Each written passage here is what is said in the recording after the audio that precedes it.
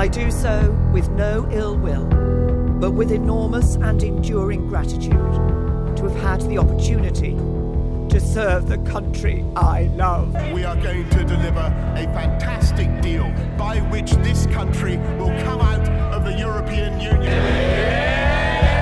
Order! Order!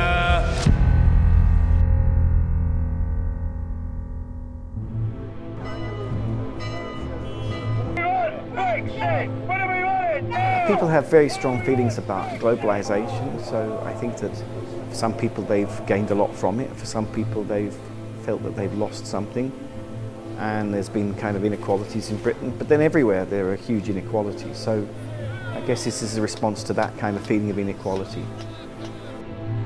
Our health service is in more danger than at any other time in its glory. The different parties are all in a really difficult position, and maybe this election won't resolve, the issues, the very deep issues. This is going to take a long time. Every society has big challenges. This is a major challenge which is going to take, I think, quite a long time. This is not going to finish with one election. We just do things by slowly crossing the river, by feeling the stones.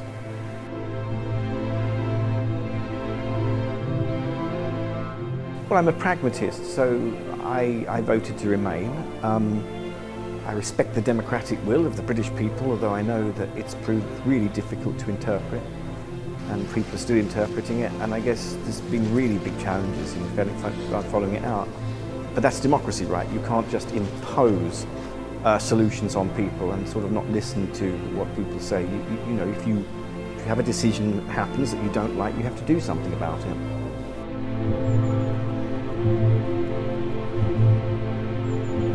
It is clear, beyond any doubt, that the kind of future desired by the majority in Scotland is very different to that chosen by much of the rest of the UK. Nationalism will mean there might be a second referendum in Scotland. It might mean that Northern Ireland becomes independent, which would be an incredibly difficult process. It's going to be very destabilising. So we're not just dealing with leaving the European Union, we're also dealing with our own national issues. So I think we have a challenging few years ahead. These are issues that are going to take a lot of time, and our identity is also being reshaped and reformed by this process.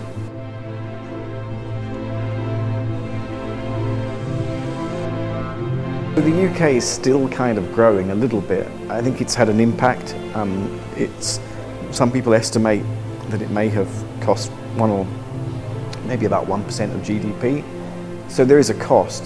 The argument for support of Brexit is that it will allow Britain to have a different kind of growth model, and in some ways the European Union is accused of being over-regulated. This is a sort of big test. We don't know who is right. We'll not find out until it happens.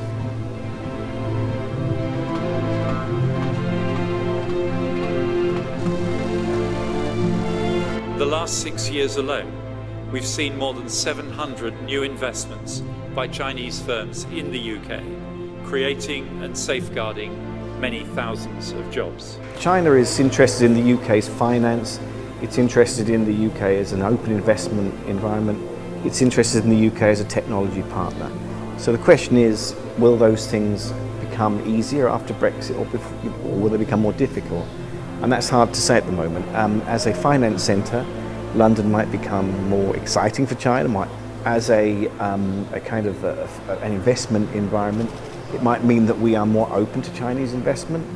Intellectual partnership, it might mean that we're able to have bigger partnerships in China.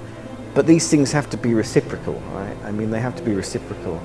And I think, the issue really with China's relations with a lot of countries now is there's an imbalance.